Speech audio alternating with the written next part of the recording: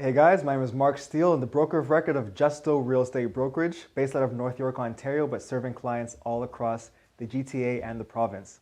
So today's video is focused on home sellers. And what I want to talk to you about today are the things to consider before selling your home. A lot of clients think you can just sign paperwork, put the property on the MLS, and the house gets sold, that's all it is. But there are some things you should consider before actually listing the property and some paperwork that the proper agent will ask you for beforehand.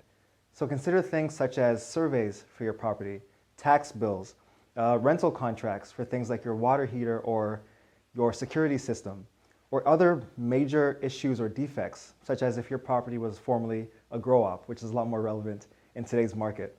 So consider these things, and to find a list of other issues and things you have to prepare for listing your property, take a look at the Justo ebook on the justo.ca website, and of course feel free to contact me for more details.